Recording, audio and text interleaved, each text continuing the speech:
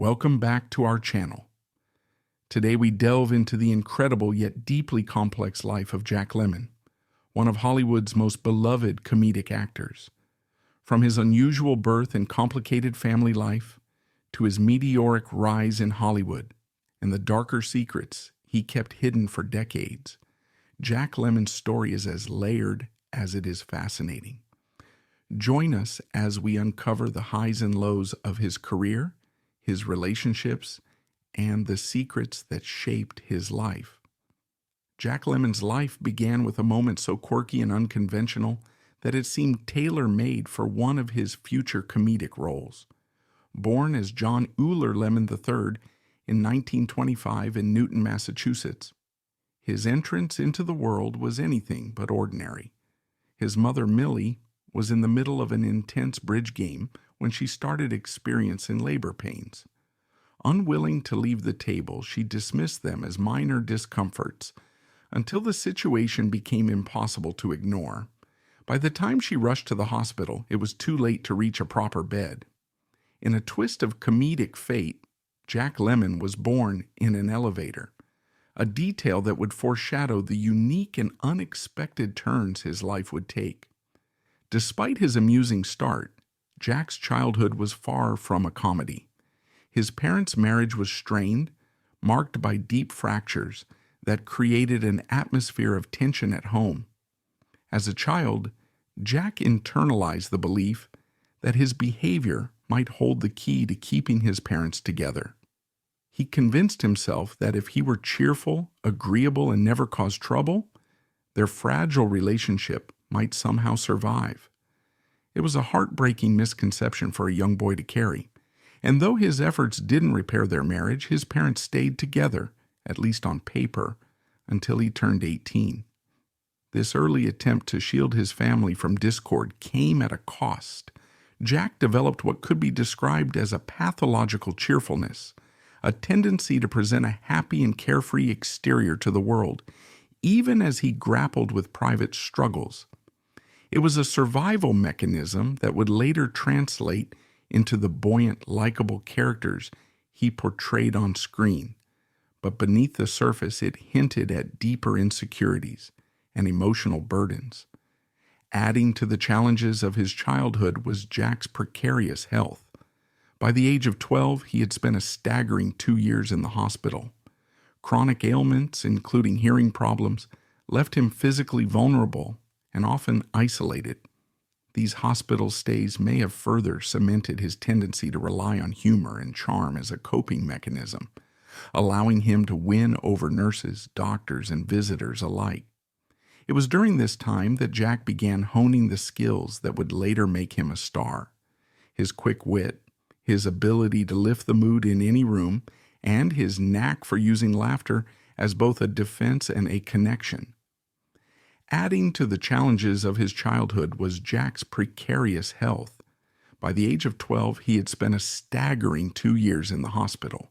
Chronic ailments, including hearing problems, left him physically vulnerable and often isolated. These hospital stays may have further cemented his tendency to rely on humor and charm as a coping mechanism, allowing him to win over nurses, doctors, and visitors alike. It was during this time that Jack began honing the skills that would later make him a star. His quick wit, his ability to lift the mood in any room, and his knack for using laughter as both a defense and a connection. Jack Lemmon's family life was as complex and layered as the characters he brought to life on screen, shaped by difficult relationships and moments of profound loss. His mother, Millie, was a significant and complicated figure in his life. Though loving in her own way, she struggled with alcoholism, a battle that brought chaos and close calls to the Lemmon household. One particularly harrowing incident revealed the fragility of their situation.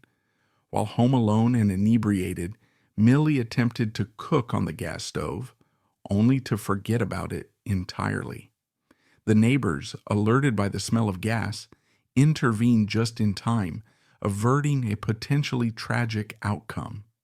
This near disaster exemplified the instability that Jack witnessed growing up, leaving an indelible mark on him. As a young boy, Jack was already grappling with the strained relationship between his parents, and Millie's struggles only added another layer of complexity. Later in life, Jack experienced one of his most devastating personal moments when he found his mother lifeless in her apartment. She was dressed impeccably, ready for their planned outing together, a poignant detail that underscored her desire to maintain dignity, even as her challenges consumed her. Her sudden death was a crushing blow, compounded by the grief Jack was still processing from his father's passing just a few years earlier in 1962. The emotional weight of his family dynamics, both in his early years and as an adult, was a defining element of Jack's story. These experiences shaped his perspective, infusing his performances with an authenticity that resonated deeply with audiences. Whether he was playing a lovable everyman or a character grappling with inner demons, Jack's ability to convey vulnerability and complexity was undoubtedly rooted in his own life. Jack Lemmon's path to stardom began on the Broadway stage, where his charisma and talent earned him recognition that ultimately led to a film contract with Columbia Pictures. His film debut came with a modest role as a plasterer in The Lady Takes a Sailor, 1949. While his part was small, Lemmon's dedication to his craft was evident, and he continued to build his career through tireless work. From 1948 to 1953, he appeared in nearly 400 television programs, proving himself a versatile and reliable performer. In 1953, Lemmon believed his stage career was ready to soar with his Broadway debut in a revival of the Comedy Room service. However, the play closed after just 2 weeks, a significant setback for the aspiring actor. Yet, this disappointment turned into an unexpected opportunity. Talent scout Max Arno, then working for Columbia Pictures, noticed Lemmon's potential during the show and brought him to Hollywood. At Columbia, Lemmon encountered studio head Harry Cohn, who had one unusual demand. He wanted Lemmon to change his last name. Cohn worried that critics might use Lemmon as a pun to criticize the quality of his work. However, Lemmon stood his ground, successfully keeping his name, a decision that symbolized his confidence and refusal to compromise his identity. Lemmon's first major film role came in It Should Happen to You, 1954, where he starred opposite Judy Holliday, an established leading actress. The film received critical acclaim, with the New York Times' Bosley Crowther praising Lemmon's warm and engaging personality, writing that the screen should see more of him. This positive reception helped cement Lemmon as a rising star. He reunited with Holliday later that year in Fea, where their on-screen chemistry charmed audiences once again. The film also featured Kim Novak in a supporting role as a fleeting love interest for Lemmon's character. Reflecting on these early successes, Lemmon credited Judy Holliday for influencing his career trajectory. Speaking to the Washington Post in 1986, he admitted that he initially held a condescending view of film acting compared to the stage. However, working with Holliday inspired him to fully embrace the possibilities of cinema. Lemmon's breakthrough led to a unique and enviable deal with Columbia. He negotiated a 7-year contract that granted him unprecedented freedom to pursue other projects outside the studio system. Lemmon later described the terms of this contract as something no one had ever had before. Although the agreement was initially for 7 years, he remained with Columbia for a full decade. His career-defining moment came with Mr. Roberts, 1955, where he played Ensign Pulver alongside legendary actors James Cagney, Henry Fonda, and William Powell. The role earned Lemmon his first Academy Award for Best Supporting Actor. Interestingly, Lemmon landed the part thanks to director John Ford, who was impressed by Lemmon's Columbia screen test, directed by Richard Quine. In a chance meeting on set, Ford personally convinced Lemmon to join the project, though Lemmon didn't realize he was speaking to the acclaimed director at the time. Lemmon continued to shine in roles that showcased his range and comedic timing. In Operation Madball, 1957, set in a post-World War II U.S. Army base in France, Lemmon played a scheming soldier. It was during this production that he met comedian Ernie Kovacs, sparking a lifelong friendship. The duo went on to star in Bell, Book and Candle, 1958, a film Lemmon admitted he disliked, and It Happened to Jane, 1959. Both films were directed by Richard Quine, who became one of Lemmon's most frequent collaborators. In total, Lemmon starred in 6 Quine-directed films, including My Sister Eileen, 1955, The Notorious Landlady, 1962, and How to Murder Your Wife, 1965. Jack Lemmon's collaborations with renowned directors and co-stars elevated his career to unparalleled heights, making him one of Hollywood's most versatile and beloved actors. His partnership with director Billy Wilder was particularly significant, producing 7 iconic films that showcased Lemmon's unmatched range. Their collaboration began with the groundbreaking comedy Some Like It Hot, 1959, where Lemmon starred alongside Tony Curtis and Marilyn Monroe. His role as Daphne, a man disguised as a woman to evade the mob, required Lemmon to perform the majority of the film in drag, a challenge he embraced with comedic brilliance. Those close to Lemmon noted that his portrayal of Daphne was inspired by his own mother, Millie, mimicking her personality and even her hairstyle. Pauline Kael, one of the most respected film critics of the time, described Lemmon's performance as eerily funny, cementing his reputation as a master of comedy. His work earned him an Academy Award nomination. The partnership with Wilder continued with The Apartment, 1960, co-starring Shirley MacLaine. Though initially met with mixed reviews, the film is now celebrated as a classic, winning 5 Academy Awards, including Best Picture and Best Director. Lemmon's nuanced portrayal of C.C. Baxter, a lonely office worker navigating corporate exploitation and unrequited love, earned him another Oscar nomination. MacLaine later observed that Wilder's relationship with Lemmon was akin to professional infatuation, as the director recognized Lemmon's extraordinary talent and crafted roles that played to his strengths. In Irma la Douce, 1963, Lemmon and MacLaine reunited under Wilder's direction, further solidifying their on-screen chemistry. By this point, Lemmon's ability to seamlessly shift between comedy and drama was becoming evident. Lemmon's versatility reached new heights with Days of Wine and Roses, 1962, directed by Blake Edwards.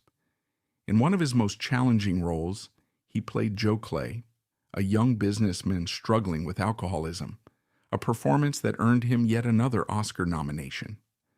This role marked a turning point in Lemmon's career, as it showcased his dramatic depth and shattered the notion that he was limited to light comedies.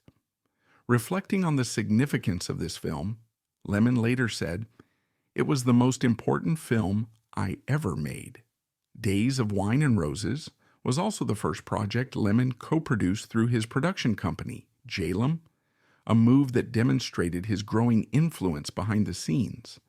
His collaboration with Edwards continued with The Great Race, 1965, where he reunited with Tony Curtis. Although the film was a box office disappointment, Lemmon's portrayal of the over-the-top villain Professor Fate was widely praised, with Variety noting that there has never been a villain quite as delightfully despicable as Jack Lemmon.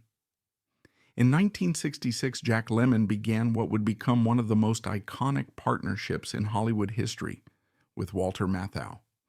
Their first collaboration, The Fortune Cookie, was hailed as a triumph, with British critic Philip French calling it a truly great film.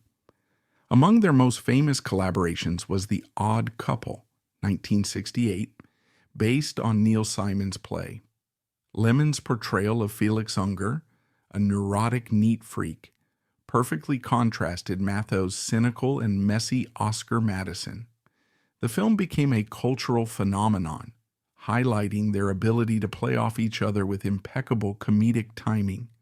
Their subsequent films, including The Front Page, 1974, and Buddy Buddy, 1981, further cemented their status as one of cinema's most beloved duos. Off-screen, their friendship was just as enduring, marked by mutual respect and a shared sense of humor that audiences adored. Beyond acting, Jack Lemmon took on a more active role in filmmaking through J-Lem Productions. One of the company's most notable achievements was producing Cool Hand Luke, 1967, starring Paul Newman. The film was a critical and commercial success, and in a show of gratitude, Newman offered Lemmon the role of Sundance Kid in Butch Cassidy and the Sundance Kid. However, Lemmon turned it down, believing the part wasn't a good fit. Lemmon's ability to balance comedy and drama, as well as his willingness to experiment with unconventional roles, set him apart in Hollywood. Whether starring as a bumbling schemer, a tormented soul, or an outrageous villain, he brought depth, humanity, and humor to every performance. Besides, Jack Lemmon's collaborations with Billy Wilder were legendary, beginning with the timeless comedy Some Like It Hot. Co-starring Marilyn Monroe and Tony Curtis, Lemmon delivered an unforgettable performance as Daphne, a man disguised as a woman to escape the mob. Critics and audiences alike praised his comedic timing and physical humor, with some noting that he modeled Daphne's personality and even hairstyle on his own mother, Millie. Wilder, who sometimes found Lemmon's tendency to overact challenging, famously remarked, "Lemmon is like a delicious ham. You just have to trim a little of the fat." Despite these critiques, Wilder maintained that working with Lemmon was a joy, describing it as happiness. Their partnership continued with The Apartment, where Lemmon's poignant portrayal of Cece Baxter earned him an Oscar nomination. The film, co-starring Shirley MacLaine, won 5 Academy Awards, including Best Picture and Best Director, and later became a classic. Lemmon and MacLaine reunited for Irma la Douce, 1963, with their chemistry once again shining on screen. Dramatic excellence and Oscar glory in 1973, Lemmon took on one of his most challenging roles in Save the Tiger, playing Harry Stoner, a businessman teetering on the brink of moral and financial collapse. The project faced multiple rejections before Paramount agreed to produce it, with a budget of just $1 million. Lemmon was so committed to the role that he worked for union scale wages, earning only $165 a week. The character's despair mirrored Lemmon's own financial anxieties at the time, and he later admitted, "I started to unravel as the character did." His haunting portrayal earned him the Academy Award for Best Actor, making him the first male actor to win both Best Actor and Best Supporting Actor Oscars, a distinction Helen Hayes had achieved in the female categories just 3 years earlier. This performance solidified Lemmon's status as a dramatic powerhouse, capable of bringing raw vulnerability to the screen. Lemmon continued to excel in dramatic roles, earning an Academy Award nomination for The China Syndrome, 1979, where he played a conflicted nuclear power plant supervisor. The performance also won him the Best Actor Award at the Cannes Film Festival. In Tribute, 1980, Lemmon played a terminally ill publicist attempting to reconnect with his estranged son. While the Broadway production received mixed reviews, Lemmon's performance earned him a Tony nomination, and the film adaptation brought him yet another Oscar nod. His final Oscar nomination came with Missing 1982, in which he portrayed a conservative father searching for his son during the Chilean military dictatorship. The role earned him a second Cannes Best Actor award, highlighting his enduring ability to captivate audiences with complex emotional performances.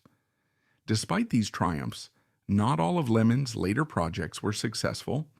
His last collaboration with Billy Wilder, Buddy Buddy, 1981, and his final film with Blake Edwards, That's Life, 1986, were critical and box office disappointments. Other films such as Mass Appeal, 1984, and Macaroni, 1985, also struggled to make an impact, leading some to believe his later career was hindered by poor choices in roles. Lemmon also found success on stage, earning his second Tony nomination for his portrayal of James Tyrone in the 1986 Broadway revival of Eugene O'Neill's Long Day's Journey into Night. Directed by Jonathan Miller, the production was later performed in London and adapted for television. However, his return to the London stage in 1989 with the anti-war play Veterans Day was less successful, closing early due to poor reviews and modest audiences. Lemmon's later years saw fruitful collaborations with rising stars. He worked with Kevin Spacey on several projects, including The Murder of Mary Fagan, 1987, Dad, 1989, and Glenn Ross, 1992. His performance in Glenn Ross, a searing portrayal of a washed-up real estate salesman, was widely regarded as one of his finest later roles. In his later years, Jack Lemmon continued to demonstrate his incredible versatility, balancing comedic roles, poignant dramas, and even voice work, leaving an indelible mark on Hollywood. Though these years were marked by both commercial highs and occasional disappointments, Lemmon's dedication to his craft remained unwavering. Jack Lemmon and Walter Matthau, one of Hollywood's most iconic duos, continued to work together into the 1990s. Their success led to a string of follow-ups, including The Grass Harp, 1995, Grumpier Old Men, 1995, Out to Sea, 1997, and The Odd Couple 2, 1998. In 1996, Lemmon earned a Grammy nomination for Best Spoken Word Album for Harry S. Truman, A Journey to Independence. Showcasing his storytelling abilities in a new medium, Lemmon starred in the 1997 remake of 12 Angry Men, directed by William Friedkin. Taking on the role of a juror previously played by Henry Fonda in the 1957 original, Lemmon brought his unique gravitas to the character. His performance earned him a Golden Globe nomination for Best Actor in a television movie, but the ceremony would become memorable for a very different reason. When Ving Rhames won the Golden Globe for Don King, only in America he stunned the audience by calling Lemmon to the stage and handing over the award. Lemmon, visibly moved, tried to refuse, but Rhames insisted. The crowd gave a standing ovation as Lemmon graciously accepted, calling it one of the sweetest, most beautiful moments of my life. This act of generosity and mutual respect became one of the most heartwarming moments. Lemmon's later roles further showcased his ability to blend humor and emotion. In 1997, he guest starred on The Simpsons in the episode The Twisted World of Marge Simpson, lending his voice to a character who owned a pretzel business.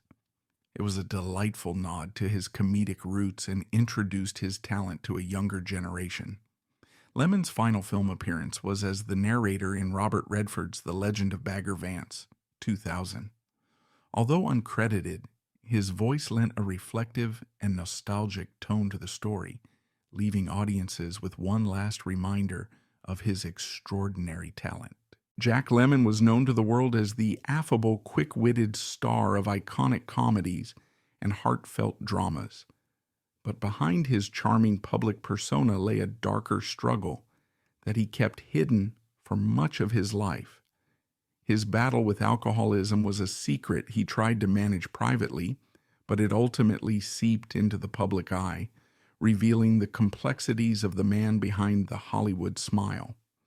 The turning point came in 1974 during an awards ceremony where Jack was presenting an honor to his close friend and fellow actor, James Cagney. As he stepped onto the stage, what should have been a celebratory moment turned uncomfortable. His speech was garbled, his words slurred, and his demeanor far from his usual polished self. The audience, both in the room and at home, couldn't help but notice something was wrong. Speculation swirled about whether he had been drinking, though Jack initially brushed off the incident as a combination of medication and nerves. However, this wasn't an isolated event. 2 years later, in 1976, Jack's struggles were brought into sharper focus when he was fined for driving under the influence.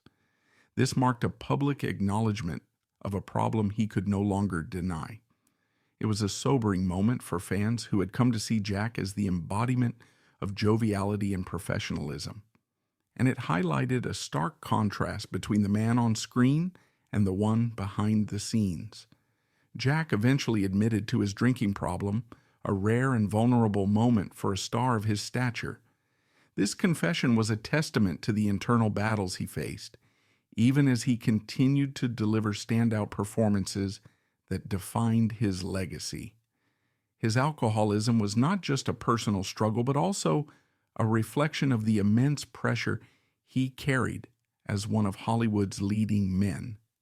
The relentless demand for perfection and the need to maintain his likable image likely contributed to his reliance on alcohol as a coping mechanism. Despite the public exposure of his struggles, Jack's resilience shone through. He sought help and took steps to manage his drinking, showing a determination to confront his demons head-on. In time, he was able to balance his career and personal life more effectively, continuing to deliver acclaimed performances that cemented his place in cinematic history. Jack Lemmon's journey through marriage reflected the complexities of balancing personal relationships with the demands of a high-profile career. His first marriage to actress Cynthia Stone began with both love and challenges.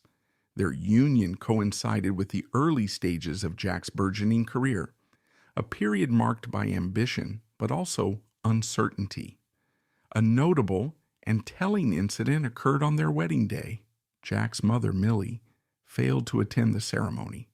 Her absence was not due to disapproval, but rather her ongoing struggles with alcoholism, which had already created instability in Jack's life. This moment foreshadowed the challenges ahead, hinting at the emotional baggage Jack carried into his marriage. The couple welcomed a son, Chris, but their relationship grew strained under the pressures of Hollywood life and Jack's increasing commitments to his career.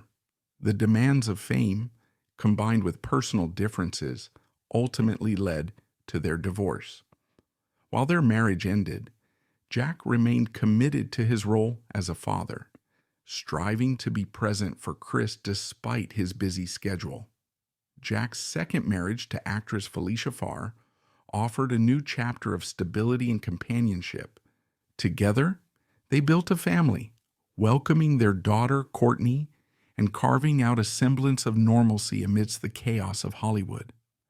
Felicia became a grounding presence for Jack, supporting him as he navigated the highs and lows of his career and personal struggles. Yet, even in this more harmonious relationship, Jack's relentless work ethic and internal demons occasionally cast a shadow. The pressure to maintain his status as a leading man in Hollywood often meant long periods away from home, creating a delicate balance between his professional and personal lives. Beyond his marriages, Jack Lemmon found deep and enduring connections with his peers in the entertainment industry. Jack also formed a close connection with director Billy Wilder, who became a significant influence on his career. Their collaboration showcased Jack's versatility as an actor, seamlessly blending comedy and drama, and Wilder's trust in Jack's talent was instrumental in elevating him to superstardom. Other friendships in Jack's life further highlighted his ability to connect with people on a meaningful level. These relationships not only enriched Jack's career but also provided him with a network of support in an industry often characterized by fierce competition. They revealed a side of Jack that went beyond his public persona, a man who valued connection, loyalty, and the creative synergy that came from working with people he admired and trusted. Jack Lemmon's personal relationships, whether within his family or among his peers, painted a picture of a man who sought meaning and connection in every aspect of his life. While his marriages faced challenges and his friendships were forged in the fires of Hollywood's demanding environment, they were all integral to the man he was, complicated, driven, and deeply human. Jack Lemmon's final chapter was marked by the same vulnerability and honesty that had defined his career. On June 27, 2001, at the age of 76, Jack passed away after a courageous battle with cancer. It was the end of an extraordinary life that had seen triumphs, challenges, and moments of deep introspection. In his later years, Jack became more open about the personal struggles he had long kept hidden from the public eye. He acknowledged his battle with alcoholism, a fight that had taken a toll on both his personal life and health. This admission reflected the humility and self-awareness that endeared him to so many. Jack's passing was a profound loss, not only to his family, but also to the world of cinema. His body was laid to rest at Westwood Village Memorial Park Cemetery, a place that seemed fitting for a man whose life and career were so intertwined with Hollywood's golden era. He was buried alongside some of the industry's most iconic figures, including close friends Billy Wilder and Walter Matthau, as well as Marilyn Monroe. This resting place symbolized the enduring connections Jack had forged throughout his life, both professionally and personally. In the days following Jack Lemmon's passing, an outpouring of tributes from every corner of the globe underscored the profound impact he had on the world of entertainment and the lives of those who admired him. Fans, colleagues, and industry icons came together to celebrate a man whose work had transcended generations and genres.